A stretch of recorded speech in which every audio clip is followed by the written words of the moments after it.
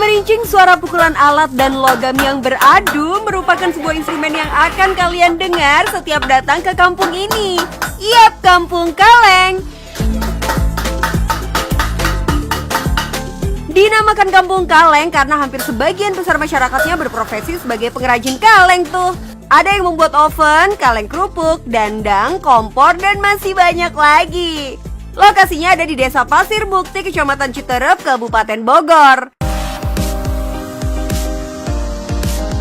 Yang unik nih bos, ternyata dari kampung inilah cikal bakalnya kompor minyak yang terkenal di daerah Cawang, Jakarta. Tapi seberapa cuan ya bisnis kaleng di era modern seperti sekarang ini? Langsung aja kita kenalan sama bos yang satu ini. Halo bos, nama saya Ai, selamat datang di Kampung Kaleng. Dulunya juga saya pengrajin, tapi sekarang alhamdulillah saya udah menjadi distributor dan menjadi agennya di daerah Kampung Kaleng ini. Mau lihat barang-barangnya? Ayo bos, kita ikut bos. Ini dia Bos Ayi yang merupakan anak salah satu pembuat kompor legend yang terkenal di daerah Cawang, Jakarta itu bos.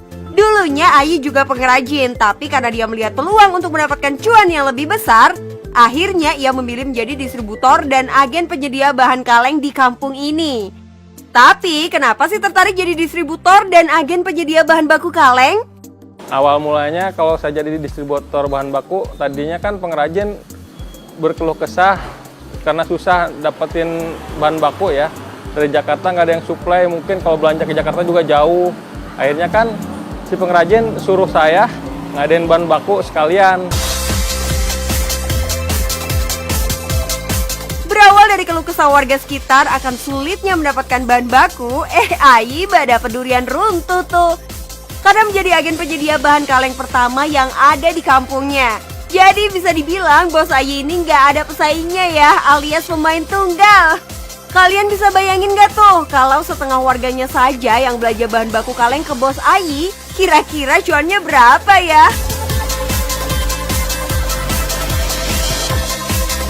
Jutaan, puluhan, yang bener ratusan juta dalam sebulan bos. Cuan, cuan, cuan. Nggak cuma penyedia bahan, Ayi pun punya sistem kontrak khusus ke para pengrajin, di mana para pengrajin boleh ambil bahan baku yang mereka perlukan, tapi jual barangnya tetap di bos Ayi tuh. Dengan cara seperti ini bisa dibilang bos Ayi mendapatkan keuntungan double ya. Pertama, jadi agen penyedia bahan baku, kedua jadi distributor kerajinan kalengnya tuh. Ya inilah yang namanya usaha nggak akan hianatin hasil bos. Tapi bisnis ini bukan tanpa kendala ya. Jadi gini Pak, bahan baku naik, penjualan gitu-gitu aja bisa naik. Akhirnya kan pembeli pusing. Jadi jual kemana juga susah. Akhirnya kan agak tersendat bikin barang sama penjualannya. Jadi dalam berbisnis pasti ada naik turunnya, nggak selalu di atas kok. Tuh buktinya bos Ayi juga pernah merasa down ketika harga bahan baku naik, tapi harga barang dagangannya tidak bisa dinaikkan. Dia punya strategi sendiri agar barang dagangannya tetap laku terjual, salah satunya dengan berinovasi pada hasil kerajinannya tuh.